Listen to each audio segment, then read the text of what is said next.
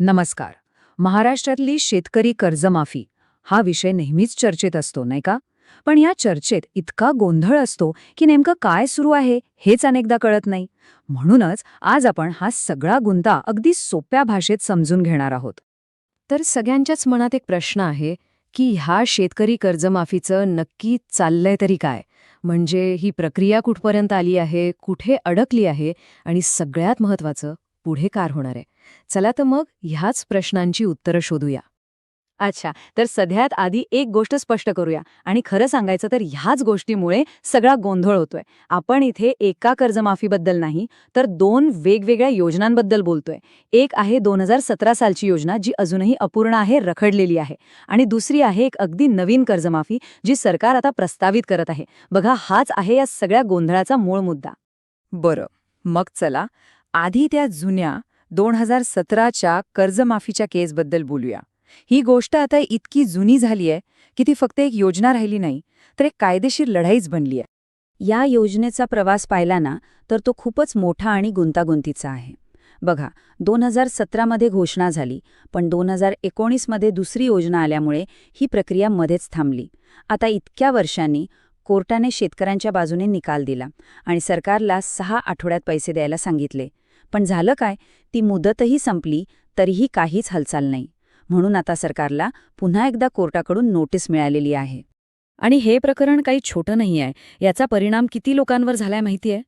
आजच्या घडीला जवळपास 6.5 लाख शेतकरी कुटुंब, हो 6.5 लाख कुटुंब अजूनही त्या 2017च्या कर्जमाफीची वाट बघतायत.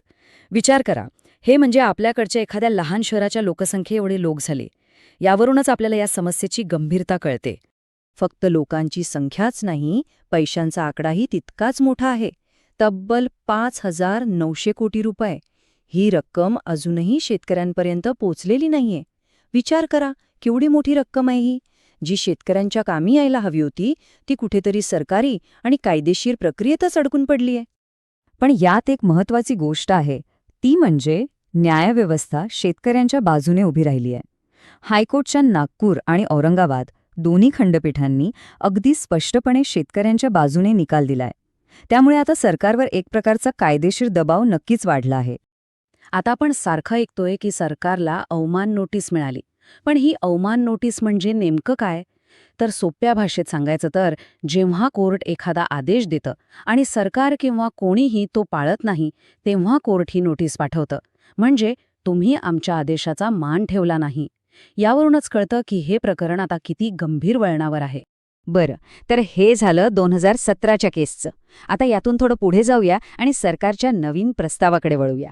सरकार आता एका नव्या पूर्णपणे डिजिटल कर्जमाफीचा विचार करत आहे. बघूया तरी काय आहे हे.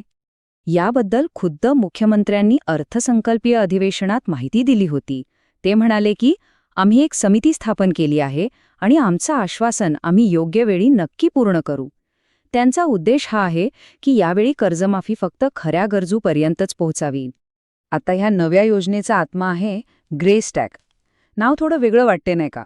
पण ही संकल्पना खूप महत्त्वाची आहे. ग्रे स्टॅक म्हणजे काय? तर महाराष्ट्रातल्या सगळ्या शेतजमिनीची एक डिजिटल फाईलच समजा. म्हणजे प्रत्येक जमिनीचा मालक कोण, तिचा सातबारा काय, सगळी माहिती एकाच ठिकाणी, डिजिटल स्वरूपात. मग ही सिस्टम काम कशी करणार? अगदी सोपं आहे, 3 स्टेप्समध्ये. पहिली स्टेप, ग्रे स्टॅकमधनं त्या शेतकऱ्याची सगळी खरी माहिती काढली जाईल. दुसरी स्टेप, ही माहिती शेतकऱ्याच्या आधार नंबरशी जोडली जाईल.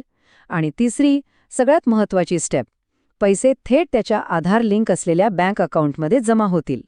सरकारचं म्हणणं आहे की यामुळे मधले सगळे दलाल वगैरे निघून जातील आणि मदत थेट पोचेल. पण थांबा, इथे एक महत्त्वाची गोष्ट लक्षात ठेवली पाहिजे. ही सगळी डिजिटल योजना वगैरे जी आहे ना, ती सध्या फक्त एक प्रस्ताव आहे, कागदावर आहे. हो, एक कमिटी बनवलीये, पण त्या कमिटीचा रिपोर्ट अजून यायचा आहे. त्यामुळे कर्जमाफी किती मिळणार, कधी मिळणार, यावर अजूनही प्रश्नचिन्हच आहे. ओके, तर आता आपण 2017ची केस पाहिली आणि नवीन प्रस्तावही समजून घेतला. आता सगळ्यात शेवटी या दोन्ही गोष्टींना एकदा बाजूबाजूला ठेवून बघूया, म्हणजे चित्र एकदम स्पष्ट होईल. तर दोन्ही योजनांमध्ये नेमका फरक काय आहे? बघा, 2017ची कर्जमाफी ती आता एक कायदेशीर बंधन आहे, पण सरकारकडून अडकली आहे. आणि ही नवीन प्रस्तावित कर्जमाफी ती अजून फक्त विचाराधीन आहे, म्हणजे कमिटी रिपोर्ट आणि टेक्नॉलॉजीच्या लेव्हलवर आहे. थोडक्यात काय तर एका केसमध्ये सरकारला कोर्टाला उत्तर द्यायचंय आणि दुसऱ्या केसमध्ये आपल्याला कमिटीच्या रिपोर्टची वाट बघायची आहे. सारांश काय तर एक कर्जमाफी अडकली आहे कोर्टात आणि दुसरी अडकली आहे कमिटीच्या फाईलमध्ये. पण या दोन्ही प्रकरणांमध्ये एक गोष्ट समान आहे, ती म्हणजे शेतकऱ्याची प्रतीक्षा. ती काही संपलेली नाही. आणि म्हणूनच हा शेवटचा प्रश्न खूप महत्वाचा आहे. सरकारचा हा जो नवीन डिजिटल मार्ग आहे, तो शेतकऱ्यांची ही वर्षानुवर्षांची प्रतीक्षा खरंच संपवेल का? की हा देखील असाच एक लांबत जाणारा प्रवास ठरेल? याचं उत्तर ते तर आपल्याला येणारा काळच देईल.